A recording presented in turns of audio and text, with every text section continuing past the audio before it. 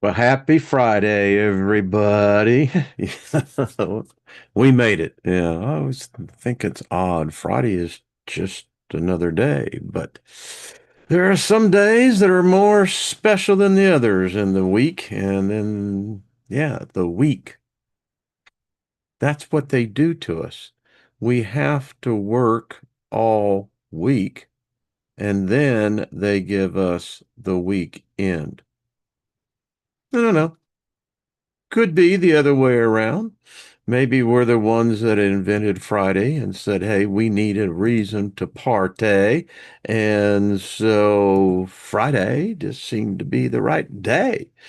So, anyway, I hope you're having a good one. It is summertime and it's hot. It's what summertime is supposed to do, right?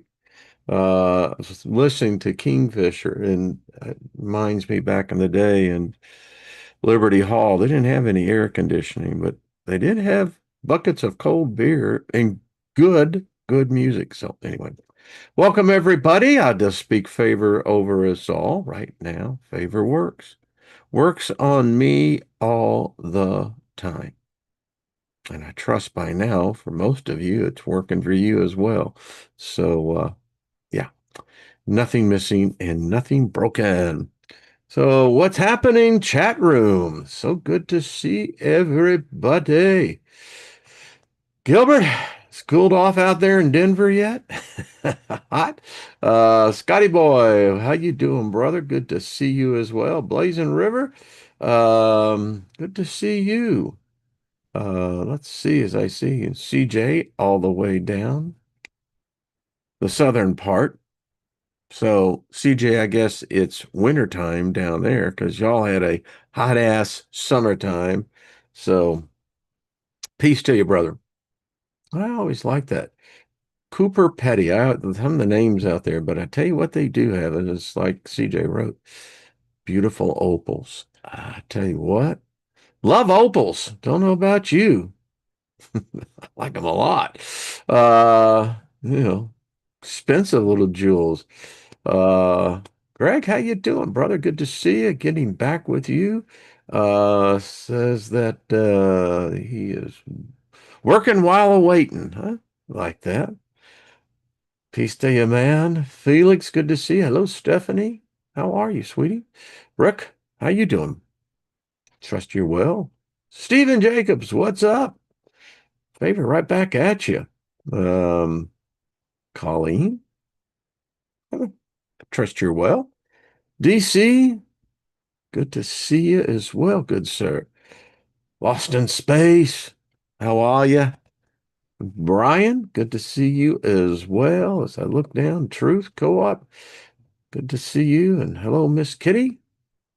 Always reminds me of Gunsmoke, remember? Miss Kitty. hmm James Arness, I think is the one, right? Matt Dillon. Jeez. Yeah, that's what it's all about. Yeah, you look back and you go, has it really been that long ago? Yeah, it really has. Peter, what's up? Good to see you as well. Susie Q, hello. New, what's up? So,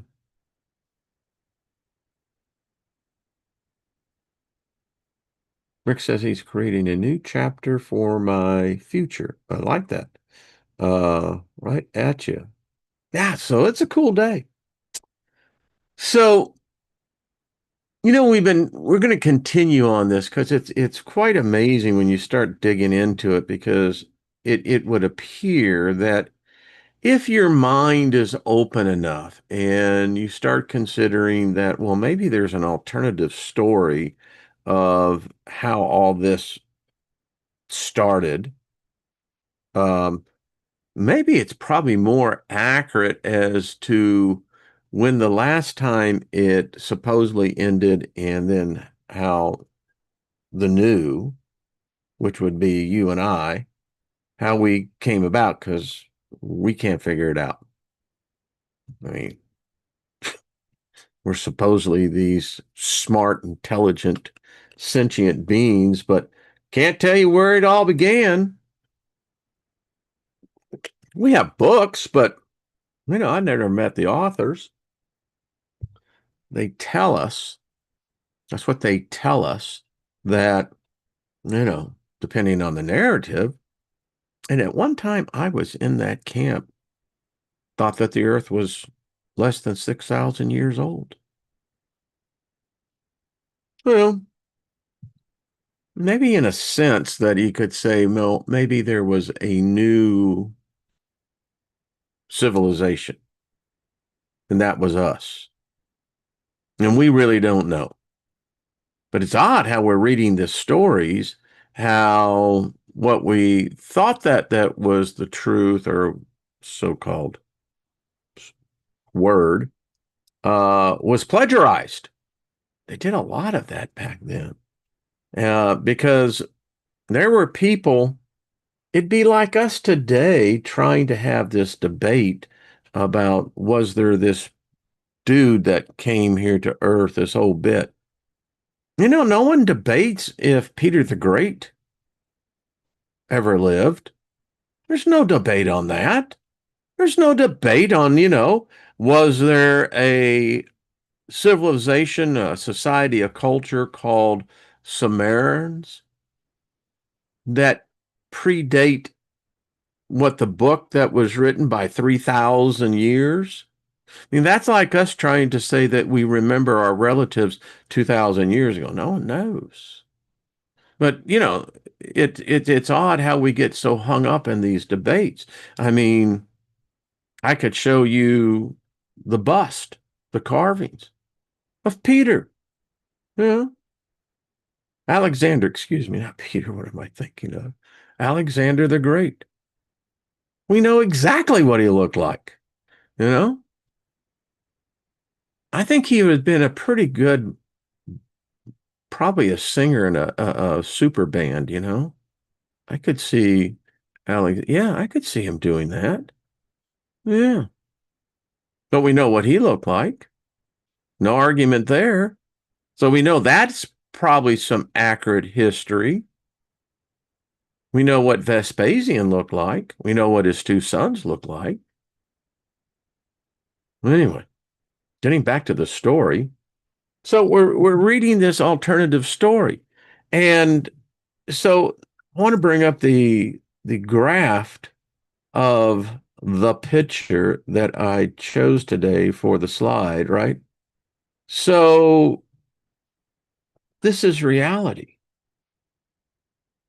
Or so they say. Now, I still want to know how exactly they got these pictures that they could then assemble this picture and tell us that this is the universe. I mean, just stop and meditate. I said, look into this. I mean, so where do you think we are in this picture? Does anyone know? Gives you on the degrees there. Where would you put us? You know? And when I look at this, I go, okay, let's just say that this is what they're saying, the universe. All right. I really don't know how to comprehend it. Really don't know what I'm looking at. Now I know that there's stars and constellations and yeah, universe is big. So they say. But then it's not that big. Because if this is the universe, then whoa. I mean, depending on your perspective, it looks like it's pretty crowded. Um, Looks like it's been heavily overbuilt. Real estate prices must be freaking great. But yet here I sit and I'm not even in the most minuscule, you and I. Like, hey, wave your hand up there. No. And when I look at this, I go, okay, so I don't know. Let's just pick out somewhere. Let's go over there about the 150 degree mark, right? let's go down a little bit to the lower right. Well, that looks pretty bright. Looks like there's a lot of stuff happening there. I mean, are there people there that have the internet? Do they do podcasts there? Do they have social media? Is that where God is at? Is God there? Is Satan there?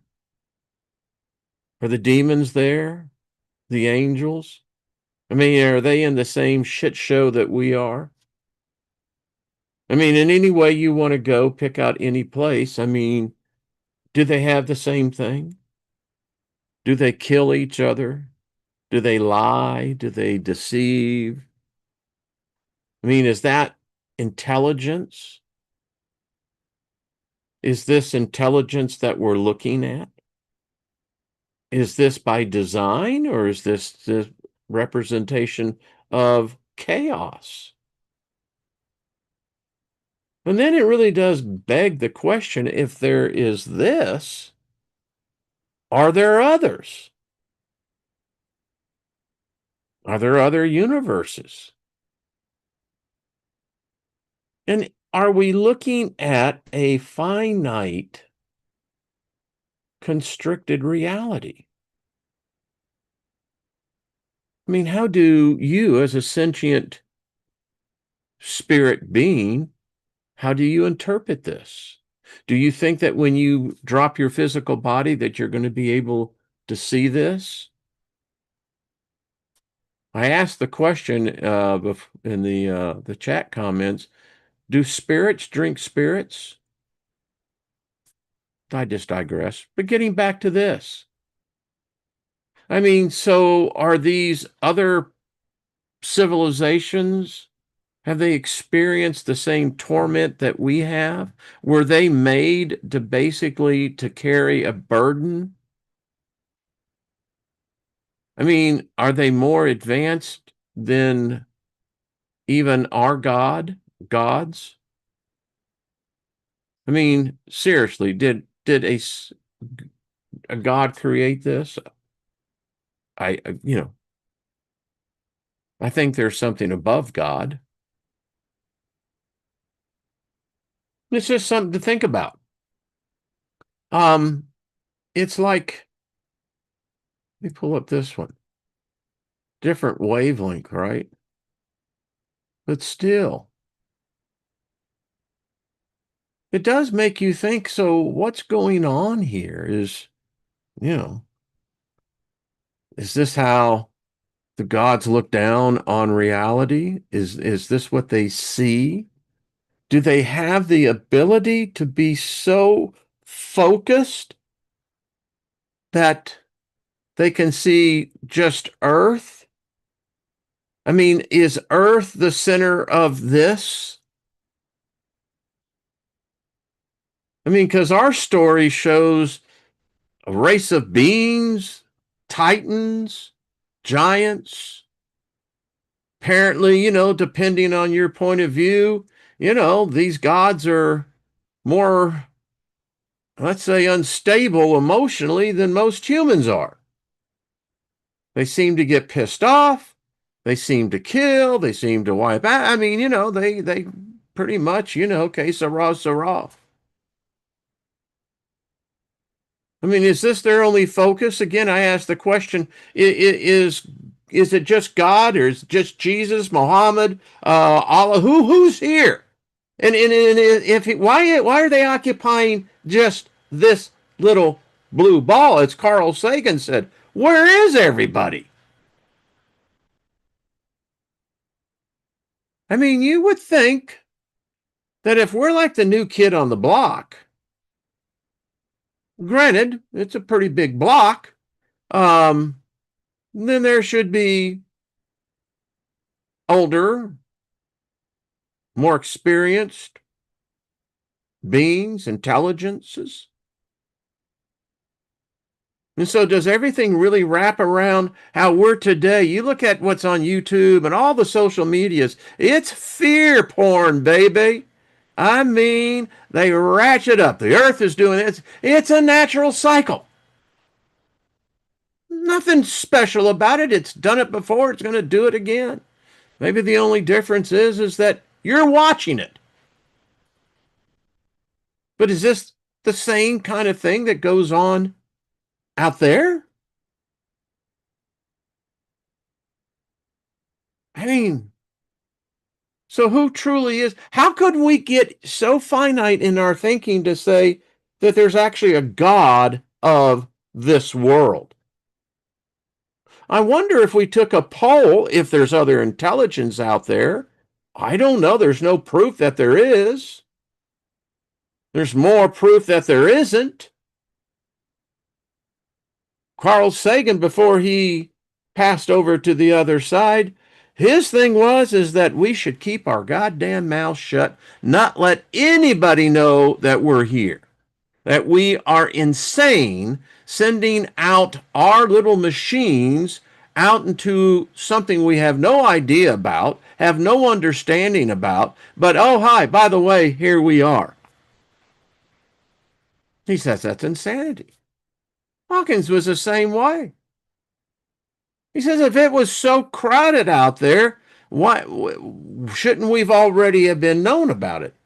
I mean, if the UFO and the whole conspiracy thing on, ET, IT, whatever it may be, it begs the question, well, why are they here? I mean, is this the only planet that all this is happening? And what if it's really true that not everything is connected? Maybe there are some things that will never be connected.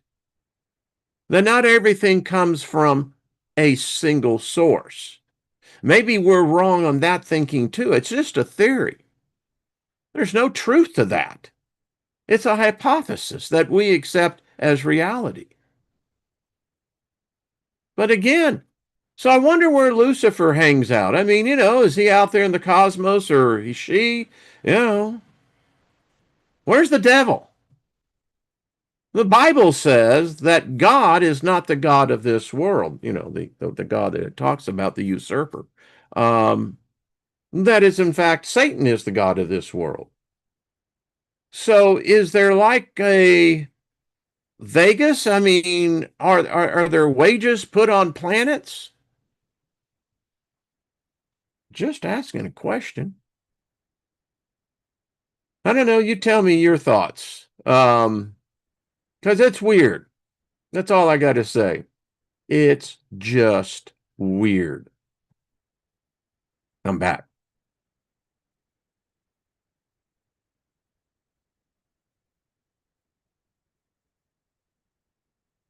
I think that I'm just reading some of the comments. Kitty, I would agree with you. It's the whole thing that, that we're talking about here. I tell you, my position is that we are a species that have been so abused, so tormented, tortured. We don't know any other way to think. Because if those pictures are true, and that is reality, that there's all these galaxies, there's all this space in between them, but yet we can't see the magnetism that's there that connects apparently all of this. And is intelligence somehow associated with magnetism? I mean, what's gravity? But getting back to bipedals, humanids,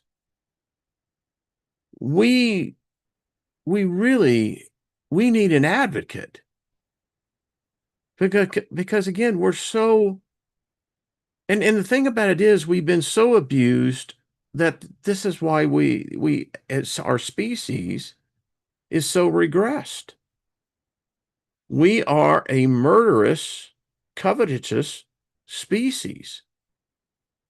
And the problem is we have a measure of intelligence. So we're intelligent, murdering, lying, stealing, deceiving species. This is how things work. It's reality. We'd all love to think, no, it's all peace and everyone is completely transparent and governments don't lie, companies don't lie, religions don't lie, people don't lie. Yeah. Um, Hello, Nina. How you doing, darling? Mary Wynn's good to see you, hon.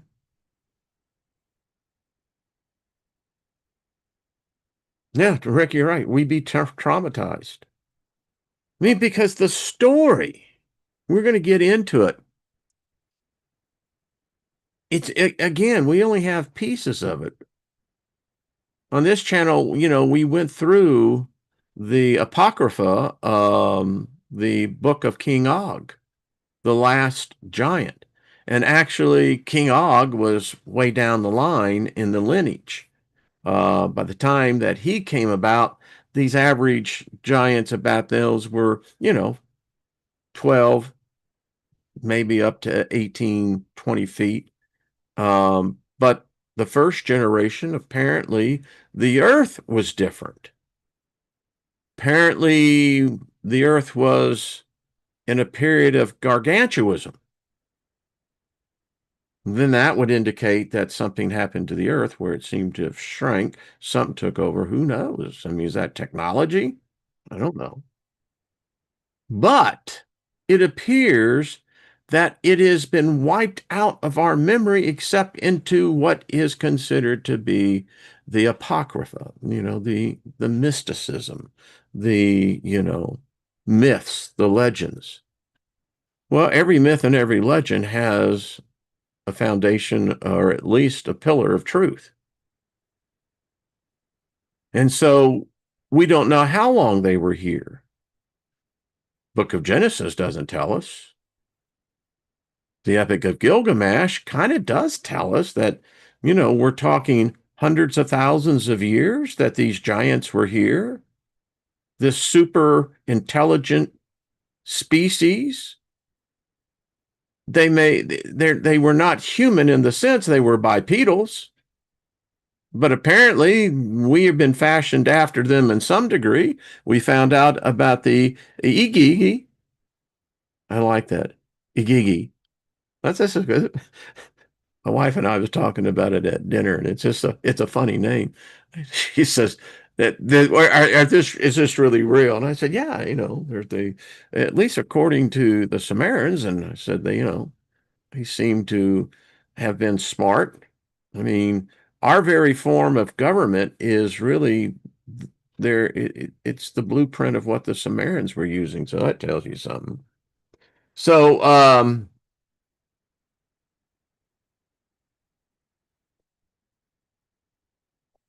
yeah, I agree with you on that, Felix. Absolutely, I would. So I want to bring this up because there is another document that goes with this because the story, and I'll just kind of do some paraphrasing due to time constraints. Um, what I like about here is that you have the pictographs, the scrolls, the tablets that are being, well, I guess you can say if academics or intellectuals, those in the disciplines of the humanities of would saying that this is what happened. We're looking at beings that we really don't understand. We're looking at technology that we don't understand. But yet every religion, I mean, the book of Genesis is a plagiarized from this. The same thing with the Quran, the same. You can go with all these sacred books. So apparently, and again, it's a funny, someone wrote me an email and said, never thought about gods having to work. Guess they didn't like it either, did they? Wonder if they had a Friday. No, what we found out, they didn't have any time off. So anyway, so the story goes, they all get together, and they have this council, and there's the different classes of gods and goddesses. I mean, you got some that are on the poor side of town. You got the others that live in uptown. Yeah, would make sense. It's like everything is continuing. So they got together and they said, "All right, um, we're going to create a human," and because the union is bitching. Their members are about to go on strike, and so we've got to find an alternative, and so that's where we come in, slaves. And the main character in this is really Ninhursag. She is God. She is the creator. That's why they wiped her out in the Abrahamic religions. They had to. She would have been a direct contender with Yahweh. Now, Yahweh hates women. Don't like them, don't want them around. The book says that, not me. It's telling what the book says. And so I was thinking last night as I was putting some notes to this together that I wonder if Ninhursag Sag is not a representation metaphor for Lilith. It was her and her son, I think that was her son, Enki. This is a device that we know as the Tree of Life. It's an alien medical science, what they can say. It somehow, it's beyond us. We don't know what they used here, but this was technology that's way beyond us. But apparently it's what created us. So Enki and Ninhursag, they say, okay, all right, we'll do this. And apparently they had 4 or 5 other versions of us that didn't work out so well. In one version, the Adamo continued to just piss himself. He was completely incontinent. Another one couldn't figure out, what's amazing is that you and I, as humans and animals possess this as well. But what we don't think about is that we have this thing that gives us the perception of time space. Now, we can't define specifically where we are in space time, but the interesting thing is when they genetically were putting us together, they added a little bit of that, and that's why we have the ability of our imaginations to realize it's just more than what we see here. I mean, that was kind of the take I got from it. So we came along. Um, it goes into saying the record that, she was the midwife. So she was present. And she said, well, let her create then the human, the man, the workers. And in each one of these pictographs, you can see how this process went. Now, I'm going to go through this a little quicker because there is yet a more clear definition of what was happening. In this picture here, man is being taught what it is to plow the fields, to turn the earth. So it could be said as well, the gods eat, regardless if they're in physical form or not. And the proof of that has always been right. I've kind of known this for a very long time. When you read the story of the Hebrews out in the wilderness, where this God made it rain bread from heaven called manna. And the thing, it looked like a colander seed, and it would burst open. And the interesting thing is that according to how the record was written, they would get up each morning and this manna would be all over the ground. But they were only allowed to pick or to gather as much as they consumed. If they took more than that, it ended up turning into worms, maggots, something very grotesque, except for on Friday, where they were able and allowed to gather a double portion, and it would not rot or spoil. So anyway, the point is that it was the angel's bread, the angel's food. Hmm. And then you got the whole story of the quail. Now that one just, that's when I can remember when I read the math on this, that, how God, Jehovah Yahweh, would each evening bring in the quail. Now, if the story is right, they say there was 1 million people out there in this wilderness. And if you thought about this, then if each person, let's say, because if quail aren't that big, but let's just say you were conservative, that you got 1 or 2 quail a day, along with the bread of the angels, the manna, right? And you got the wine thing going on. So, but that then would mean that you would have to have at least 3 million quail that would come in each day out in the desert. Someone did the math. It would be the equivalency of a freight train with 1,500 railroad cars full of quail. Sure, it's exactly how it happened.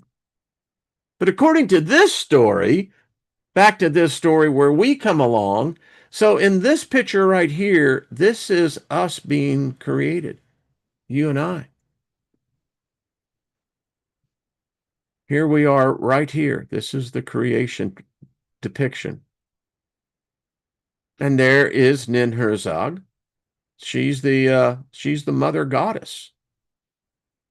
Um, and then now remember they're giants, so we would be just a little thing in their laps, and we were. There, there we are. There's a depiction of the Adamu right there. So, having said that, uh, stick with me on this because it does continue to get good. So, I came across this little tidbit and I thought, well, how interesting, because this kind of condenses it down to this story. So this is the Epic of Atraus, 2450 BCE, way back, come on, way back. That's before God came, or at least the current God. No, we get to read these gods, and we know that these gods, particularly, I think it was Anu, he got in his spaceship and said, I'm out of here. And we'll see this. It's a cool little story, and it isn't that long. So in chapter 1, and this was that tablet that we saw, this was the translation. It said, when the gods, instead of man, did the work and bore the loads, the gods' load was too great, the work too hard, the punishment too much. The great Anunnaki made the Igigi, the evil-minded ones, carry the workload sevenfold. Anu, their father, was king. Their counselor, warrior, in Iliel. Their chamberlain was Nanutra. Their canal controller was Inuji. I love these names. I can actually see walking down the boulevard. Hey, Inuji, how you doing, man? They took the box of lots, cast the lots. The god made the division. Now, this is interesting. Do you gamble? Do you play the odds? The gods do. And it's really interesting because, we as a species We've always had gambling. In fact, you could say divination to a degree is gambling. I mean, different point of view. But I thought it was interesting. So gambling is universal. And when you die and cross over, it looks like they may have casinos. I don't know. But anyway, so they cast the lots. And what that means is literally is the throwing of the bones. Isn't that weird? The gods, and of course it's got the small g here, made the division. That was the bifurcation. Don't you love how it's all tied together? Um, so apparently that pissed off Anu. Anu went up into the sky. Now, you could say, well, all right, so did he just simply metamorphose himself? That he transmuted himself? I kind of think he took a spaceship. But, I don't know. I'm not that type of a god. I don't know. And it said, Elil took the earth for his people. So it's clear that there was a power struggle, or maybe this is the story of Prince William and Prince Harry. I don't know. Seems like everything plays out. So anyway, so he becomes the god of the world. Is this Lucifer? Is this Satan? I mean, because it correlates, to the other books. Just determines your point of view. So he then takes the bolt which bars the sea. That's interesting. Was assigned to far-sighted Enki. Now, far-sighted means that apparently Enki had the ability to see the future, or at least an image of that future. And it says, when Anu had gone up into the sky, and the gods of the Absu had gone below. Well, that's interesting. So, do we have this up-down? Up in the sky means heaven, down means hell. I mean, really?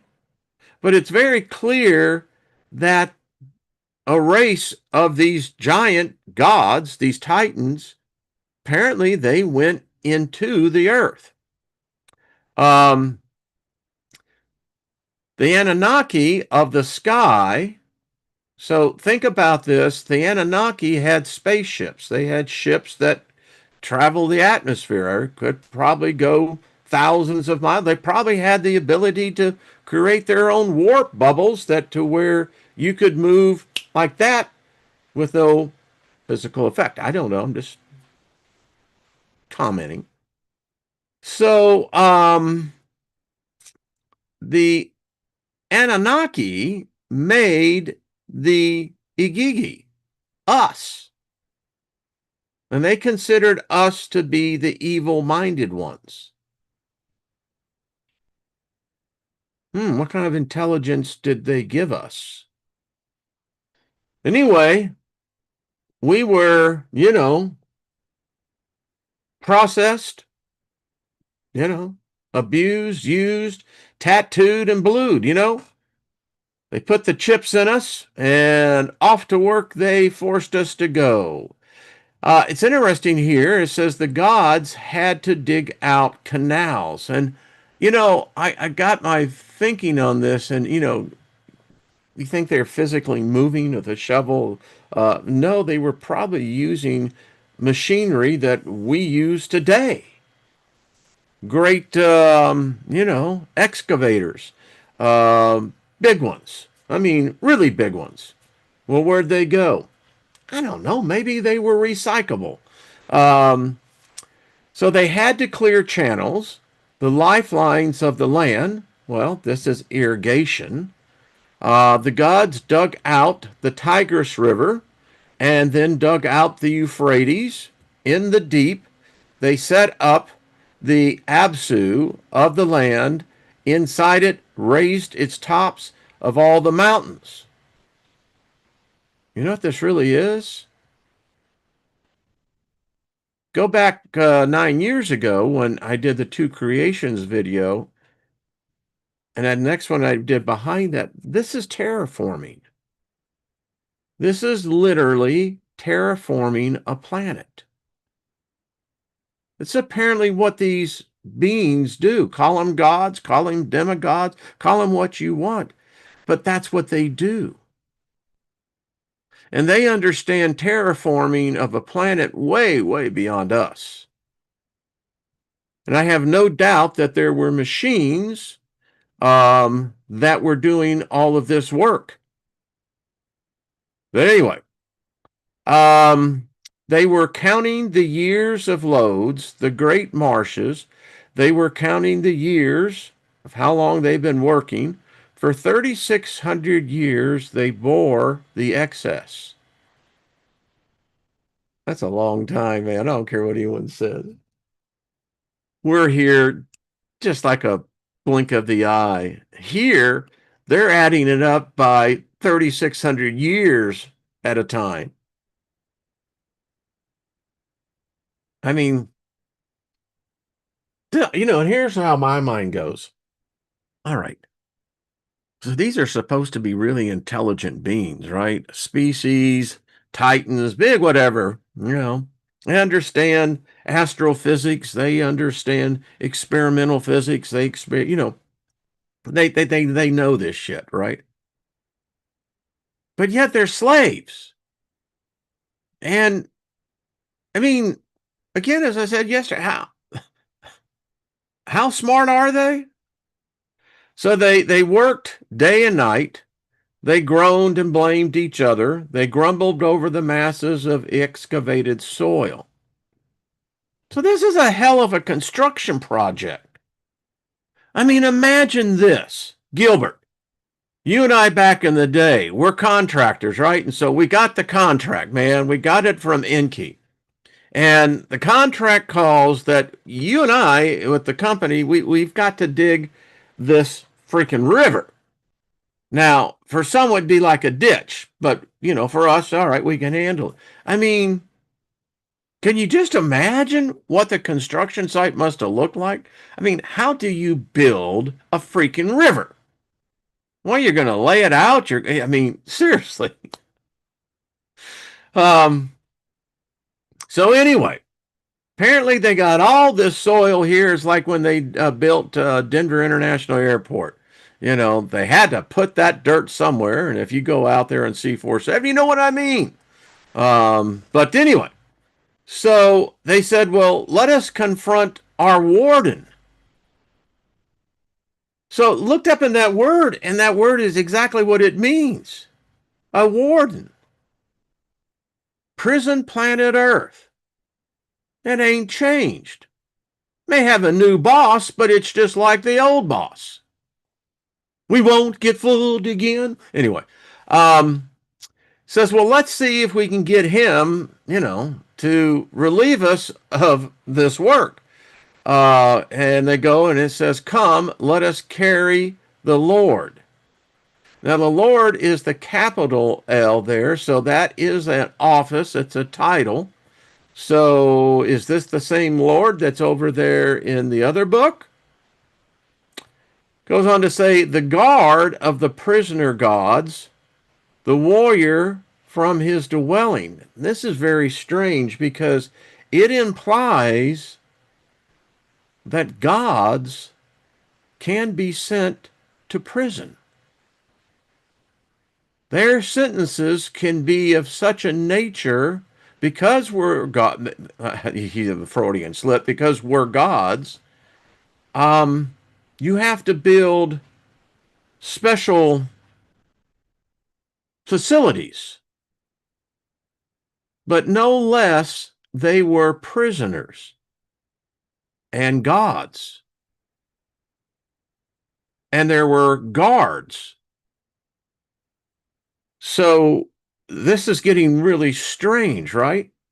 And if I think that, if I speak and therefore I create, what the hell's happening here? Apparently didn't work too well for these gods. Chapter 2. So Kingu, made his voice heard, and spoke to the gods, his brothers. So let's just stop right there. This answers the eternal question: is there sex after death? The answer is yes. Apparently, there's a lot of sex. Just saying. Now remember the story in Genesis 6. They knew how to screw, or should I be more refined? They were well versed in the art of coitus. All right, I'll get back on the road on this one. And he says, well, come, let us carry the guard of the prisoner gods, the warrior from his dwelling. Come, let us carry, who do we see here? Ilil. Hmm. The guard of the prisoner guards, the warrior from his dwelling. They like to do this thing. Now cry battle. So again, we're getting into this war that we were talked about where we left off. The gods listened to his speech. Let us mix fight with battle. Now let's just stop a minute and think about this. These cats are like really working 24/7, apparently. I mean, do you think they're buffed out or what? I mean, I'll guarantee you that they got a physique that you going, are you fucking kidding me?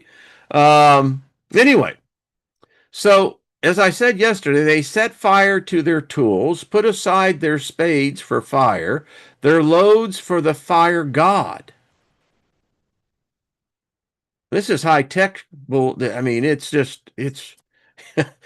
is exactly, I think, how the Hindus say in their story.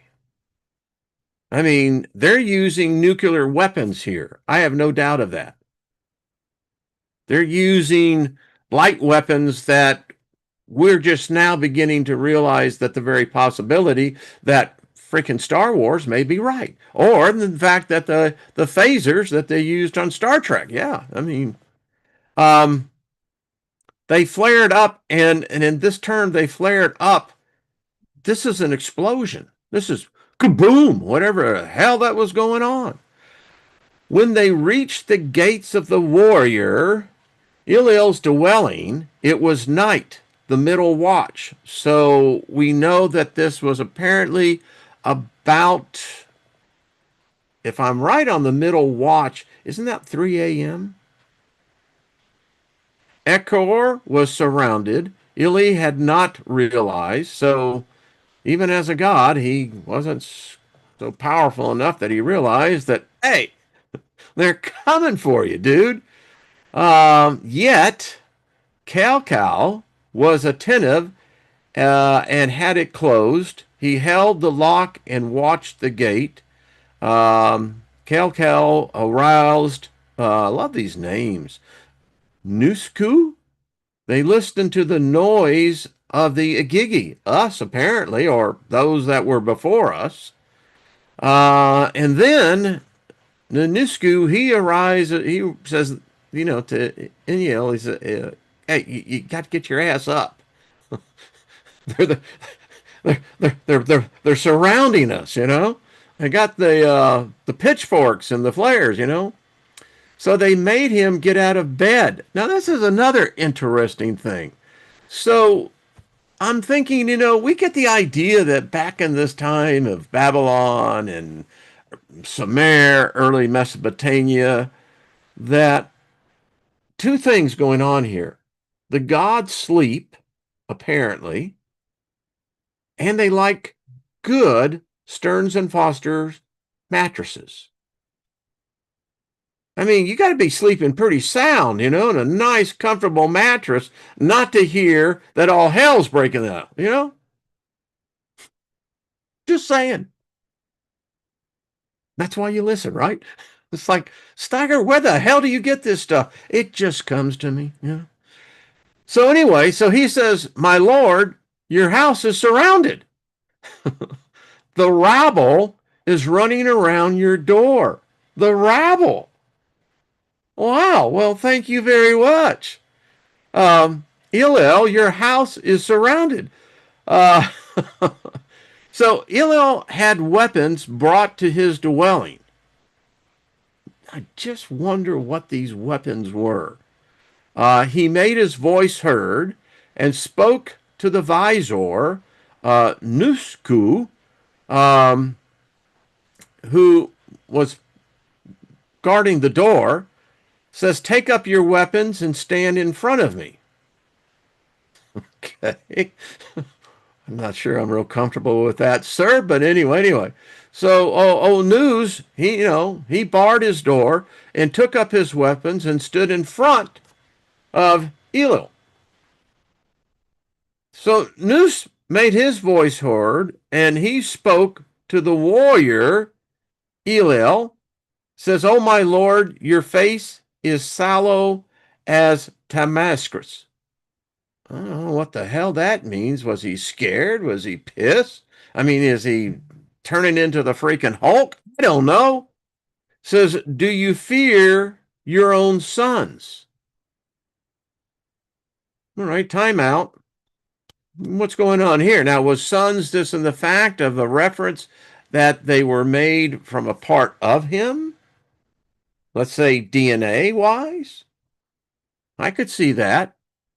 It says, "Oh, Elil, your face is sallow," which I guess must mean maybe he was afraid, maybe disappointed. I don't know. Just why do you fear your own sons? Well, that gives us a clue, doesn't it? And he's probably having one of those, oh crap, what the hell am I going to do now? You know? So send for Anu to be brought down to you. Have Enki fetch into your presence. Hell of a war going on. So he sent for Anu to be brought down to him. So I guess Anu was in his spaceship up there, whatever the hell it was. And I guess he still could be, what? Was this by telepathy? Did they have radio waves? What did they use? I don't know. I mean, how did they talk? Enki was fetched, so he came. Anu, he came. So Enki, the king of Absu, attended. Boy, this is a whole gathering. This is like, all the godfathers coming together. And when they come together, it ain't good. The great Anunnaki were present. Hillel got up and the case was put. So you can almost put this almost like it's a council. When I was going through the book of Isaiah, it speaks of the council that God has set up, the God of the Old Testament. And exactly the same thing, folks. Anyway, so Hillel, he's kind of like the attorney. He's a prosecuting attorney. And so he's making his case, before the council of gods up here. And he said, well, he's going to make his voice heard and spoke to the great gods. Again, clear delineation, great gods. It is against me that they have risen, so shall I do battle. I guess that they had a war act. You couldn't go to war unless, Congress approved. I don't know. Apparently. What did I see with my own eyes? A rabble was running around my door. Anu made his voice heard and spoke to the warrior, Hillel.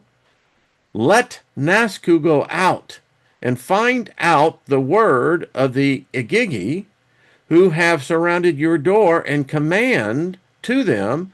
So Eli sent his guy out, this visor, who opened the door. I got the idea that this is not like any door.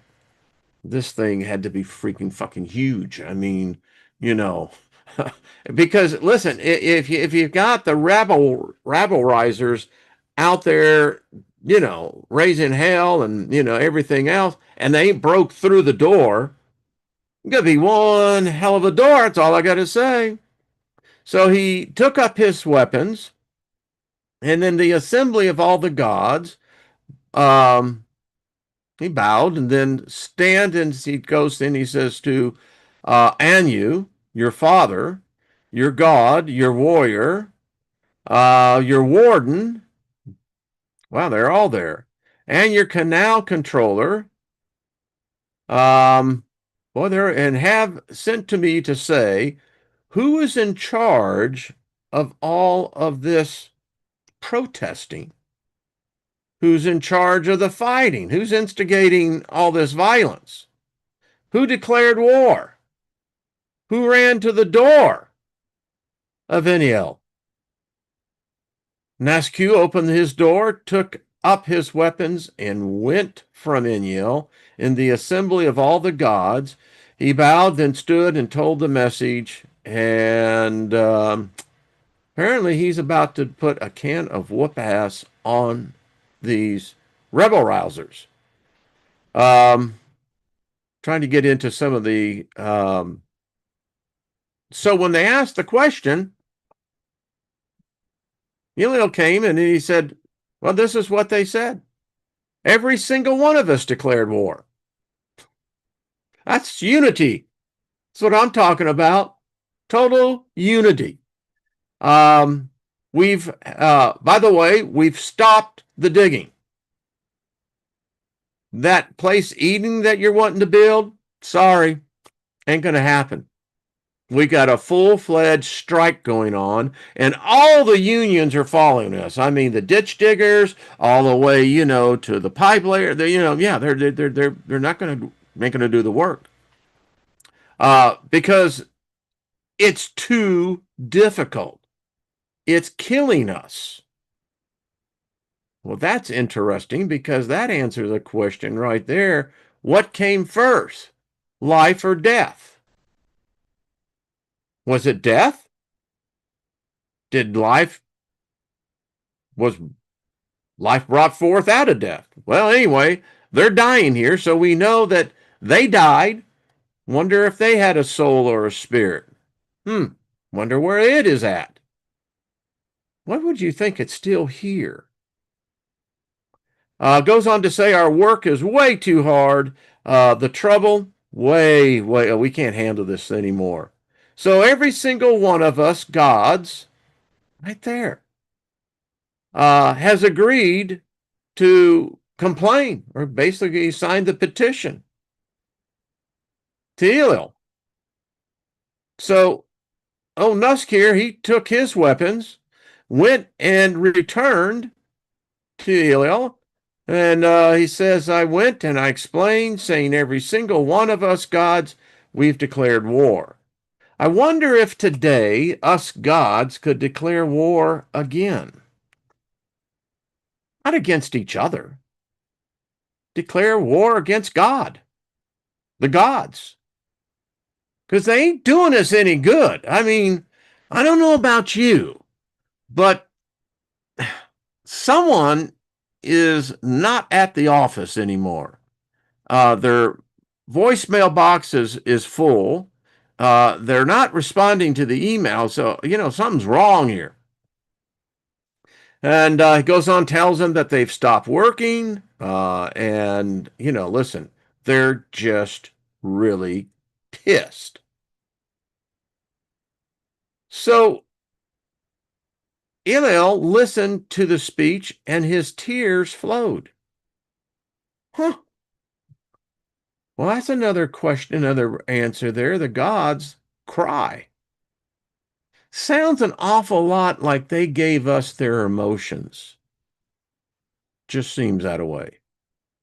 So he spoke guardedly. Means, I'd be very careful what I say here. So he addressed the warrior, Anu, noble one, take a decree, with you to the sky, show your strength, while the Anunnaki are sitting before you, call up one God and let them cast him for destruction. Hmm. Where have we read this story before? Well, God really wants to help. But the problem is, listen, when you guys went on strike, I mean, y'all became sinners. So tell you what we're going to do. We're going to sacrifice one of our own. Amazing, isn't it? Chapter 4, and I'll get this wrapped up because, as you can see, we don't have much more to go on this. Anu made his voice heard and spoke to the gods, his brothers. What are we complaining of? Their work was indeed too hard, their punishment was too much. Every day the earth resounded. So there's this thing here. Apparently, the earth wasn't exactly, how should we say, a stable environment. And again, it's this whole thing on terraforming. I mean, is this how it really works in the universe? I mean, is this the model? Is this the business model that everyone uses?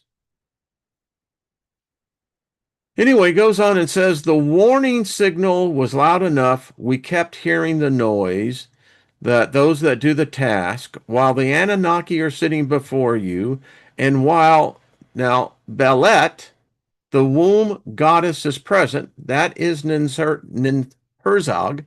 That's who she is right here. And she is the womb goddess is present. So what this is telling me is that you can't have some dude go out there and create a man and a woman. Apparently, it doesn't even work with the gods. There's a process. And the male gods don't cross the female goddesses unless you're Yahweh. And that's why we still got this war, but I digress. It says, call up one and cast him for destruction. Anu made his voice heard and spoke to Nusk again. Nusk opened the door, take out your weapons, bow in the assembly of the great gods, then stand. So he's bowing before them now, and tell them your father Anu, your god warrior Enlil, your warden Ninurta, and your canal controller, the Mr. Inugi himself, have sent me to say who is in charge, and they go through the whole thing again. So what ends up happening here is that they sacrifice. So this is really weird. It'd be compared to a God sacrifice, They actually sacrifice this God, and Ninhursag takes his DNA and mixes it and produces us. And this is what the story as it continues to go out. As you can see in chapter 5, they called up the goddess and asked the midwife of the gods, wise Mami, who are the womb goddesses, to be the creator of mankind. Create a mortal that he may bear the yoke. Let him bear the yoke, the work of Enlil. Let him bear the load of the prisoner gods. Nintu made her voice heard and spoke to the great gods. On the 1st, 7th, and 15th of the month, I shall make a purification by washing. Then one god should be slaughtered, and the gods can be purified by immersion. Nantu shall mix the clay, with his flesh and blood. Then a god and a man will be mixed together in the clay. Let us hear the drumbeat forever after. That's the heartbeat. Let the ghosts come into existence from the god's flesh. This is interesting because what this is saying, the body never dies. You've heard me say before, the body has its own spirit. And the reason that many times that there's in conflict where disease and other ailments are concerned is that in many times the body of the spirit body is in battle with the spirit of the spirit. But this is this is now, again, this was written thousands of years before there was ever an Abram, an Abraham, or a Moses. So you know where they got their freaking story. But this is interesting.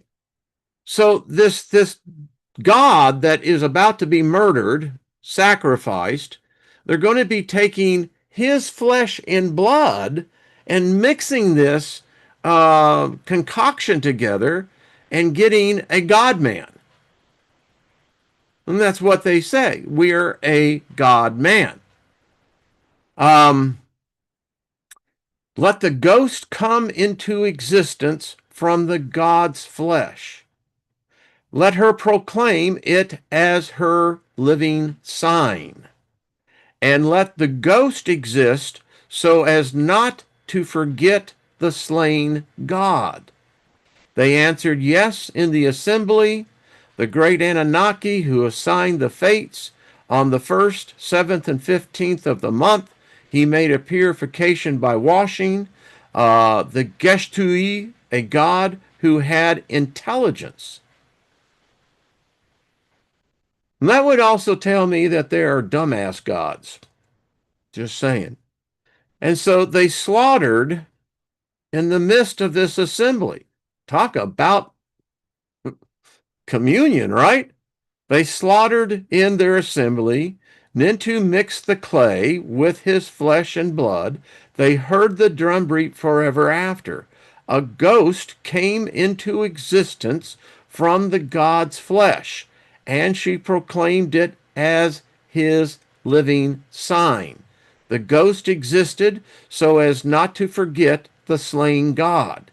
After she had mixed that clay, she called upon the Anunnaki, the great gods, the Agigi, the great prisoner gods, spit the spittle upon the clay. Mammy made her voice heard. Does this got some, another for me? And I was like, well, who else do we have a story who spit in the mud and then took the mud and put it on the person's eyes? And just saying. And spoke the great gods, I've carried out perfectly the work that you ordered for me. You have slaughtered a god together with his intelligence. I have relieved you of your hard work. I have imposed your load on man. You have bestowed noise on man, meaning that he talks. You have bestowed I have undone the chains of imprisonment and granted freedom. They listened to the speech of hers and were freed from anxiety and kissed her feet. We used to call you Mamai, but now your name shall be Mistress of all gods, capital G. She set the gods free. Not us, them. Far-sighted Enki and wise Mamiai went into the room of fate. The womb goddesses were assembled. Remember that picture I showed you of all the females? Those were the womb goddesses. He trod the clay in her presence. She kept reciting an incantation. For Enki, staying in her presence, made her recite it. When she had finished her incantation, she pinched off 14 pieces of clay and set 7 pieces on the right, 7 on the left. Between them, she put down a mud brick. She made use of a reed, opened it to cut the umbilical cord, called up the wise and the knowledgeable, the womb goddesses, 7 and 7. She created males, 7 created females. For the womb goddess is creator of fate. He, them, two by two, them two by two in her presence. My mammy made these rules for people. In the house of a woman who is giving birth, the mud brick shall be put down for 7 days. The Nahazarg, the wise mammy, shall be honored.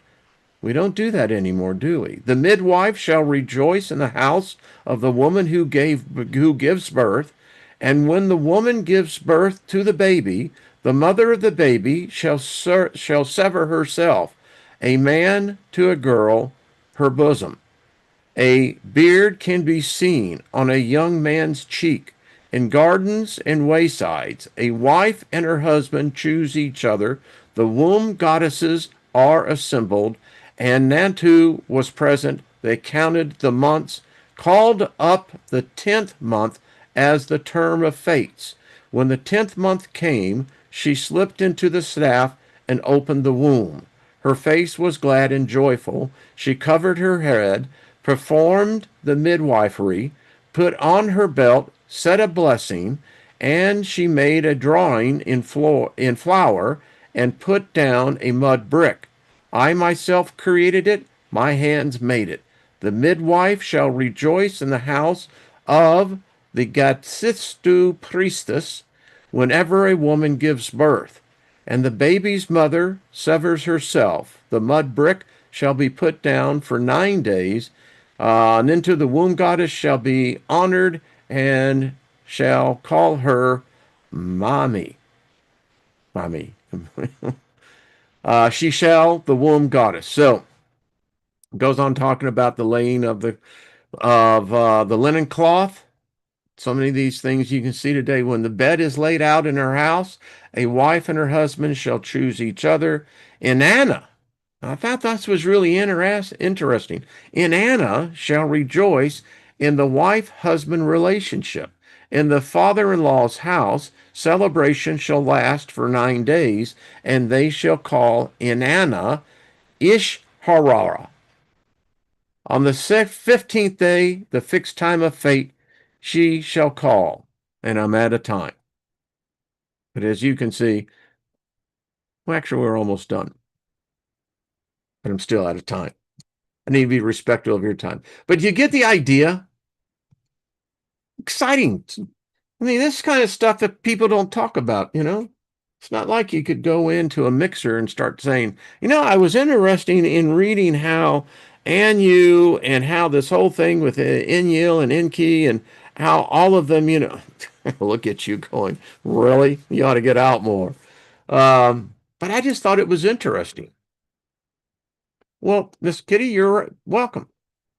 It's just a version, and the story goes on from where we picked up as to actually, how this flood that took place. And the thing about it is, when you read it sounds to me to be more like a pole reversal.